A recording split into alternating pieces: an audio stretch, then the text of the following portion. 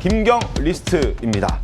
1억 공천 헌금 의혹을 받고 있는 김경 시의원이 강선우 의원에게만 금품을 전달한 게 아니라는 새로운 의혹이 나왔습니다. 또 다른 민주당 소속 현역 의원에게도 접촉해서 돈을 전달했다는 의혹이 제기된 겁니다. 자, 파장이 만만치 않을 것으로 보여집니다. 화면 함께 보시죠. 김경 시의원이 강선우 의원 말고도 또 다른 서울시의 지역구를 두고 있는 현역 의원에게 금품을 전달했다는 의혹이 제기가 된 겁니다. 때는 2023년 강서구청장 보궐선거를 앞두고였고 민주당 소속의 전 서울시 의원을 통해서 민주당 소속의 현역 의원과 접촉했고 돈이 전달된 것으로 보여진다라는 겁니다. 경찰이 이미 금품 전달 녹취까지 확보했다고 합니다. 자, 얼마가 전달됐는지, 어떤 목적으로 전달됐는지 이런 부분들 지금 수사로 밝혀내야 될 것 같은데, 자, 민주당 소속의 또 다른 현역 의원에게 돈이 전달됐다는 겁니다. 충격적인 내용입니다. 정우상 의원님 어떻게 보셨습니까? 예, 저게 지금 이제 경찰 수사가 진행 중인 사안이기 때문에 정확한 어느 정도까지 이제 진술이 확보됐고 어느 정도까지 수사가 진행됐는지에 대해서는 지금 단정적으로 얘기할 수는 없지만, 네. 지금 민주당이 지금 돈 공천 문제에 대해서 얘기해 왔던 거는 시스템 오류가 아니라 휴먼 에러였다라는 거 강조를 했습니다. 즉 김경 시의원 그리고 강선우 의원의 개인 일탈이지 어떤 공천 과정에 당 차원의 문제는 없다라고 선을 확실하게 그었던 거거든요. 네. 그런데 2022년 강서구청 보궐선거를 앞두고 김경 시의원이 또 다른 국회의원 측에 돈을 건네서 보궐선거에 서울 강서구청장 후보로 나오려고 했다라는 이야기가 증거가 확보되고 진술이 확보되고 저게 수사가 진행이 된다면 그거야말로 정말 이거는 휴먼 에러가 아니라 당 전체의 공천 시스템에 문제가 있는 시스템 에러로 갈 수 있는 매우 중대 사안입니다. 그리고 저 일종의 과정을 보면 지금 김경 시의원 같은 경우에 처음에는 비례대표로 갔다가 그 다음에 강서구 시의원으로 가서 문제가 됐던 이제 이 1억 원을 주고 공천을 받은. 근데 바로 또 2022년에 강서구청 23년이죠. 강서구청장 보궐선거로 나가는 건 너무 시기가 촉박한데 이때 돈을 통해서 공천을 받으려고 했다라는 거기 때문에 당 차원에서도 저거는 그냥 흘려들어서는 안 될 중요한 진술 같습니다. 자, 민주당 내에서도 우려의 목소리들이 많이 나오고 있습니다. 먼저 강서구 의뢰 지역구를 두고 있는 국회의원이죠. 진성준 의원도 이걸 빠르게 대처해야 된다. 일찌감치 경고한 적이 있습니다. 목소리 들어보시죠.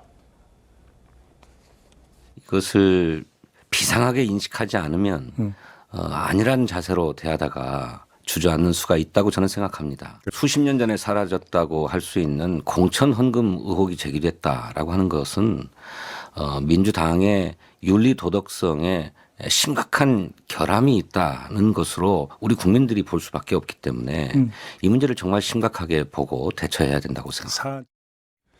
이뿐만이 아닙니다. 또 다른 여권 인사도 이런 말을 했습니다. 자, 화면 이렇게 보겠습니다. 김경, 또 다른 여당 의원에게도 금품 제공 모의, 경찰 수사 확대. 자, 강 의원 말고도 당직자 등에게 금품을 줬다는 소문이 계속 있었다라고 합니다. 만약 강 의원 외에 돈을 받은 현역 의원이 추가로 나오면 이건 당도 큰 타격을 입을 수밖에 없다라고 현재 여권 인사가 전해왔습니다.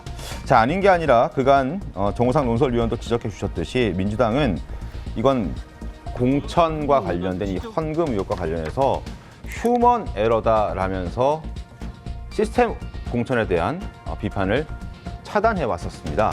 정청래 대표 또한 이런 얘기를 했는데 직접 들어보시죠. 이번에 저도 상당히 좀 당황스러웠어요. 이런 일이 있을 수 있나? 이런 생각이 좀 들었는데 이거는 시스템 에러라기보다는 휴먼 에러에 가깝죠.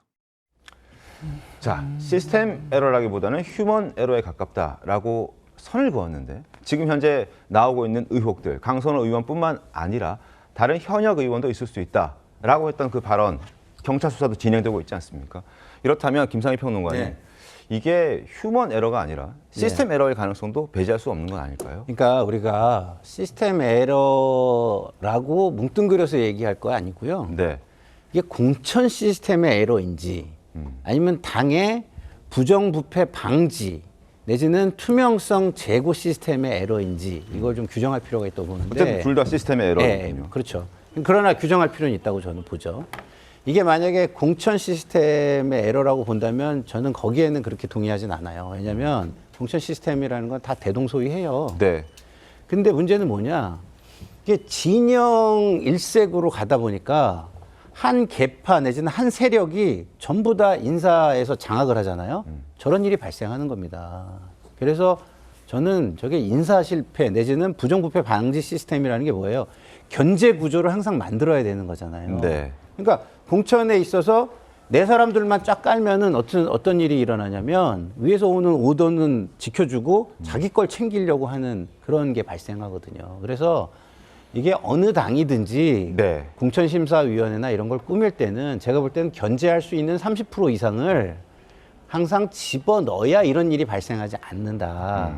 그래서 이것이 제가 볼 때는 뭐 시스템 에러라고 한다면 부정부패를 방지하는 어떤 시스템을 어긴 그런 에러다라고 저는 생각을 합니다. 정화재 대변인 어떻게 보십니까? 이 강선우 의원이 김경시 의원으로부터 돈을 받았다고 하는 시점이 특정됐습니다. 네. 2022년 1월 그리고 하얏트 호텔의 커피숍에서 받았다는 거 진술 나오고 있어요. 근데 2022년 1월이면 강선우 의원이 2020년 4월에 당선됐기 때문에 네. 의정 활동한 지 불과 2년도 안 된 시점입니다. 근데 강선우 의원이 이런 분위기를 어디서 익혔을까요? 아, 이 정도 돈은 지방선거 앞두고 공천을 받으려고 하는 사람한테 받아도 된다라고 판단했을 거 아닙니까? 저는 그런 분위기가 국회 내에 이렇게 상존해 있었던 건 아닌가. 그러니까 지방선거에 나가려고 하는 사람들을 현역 의원들이 일종의 생사여탈권을 갖고 있기 때문에 네. 돈줄로 생각했었던 건 아닌가라는 의심을 안 해볼 수가 없을 것 같아요.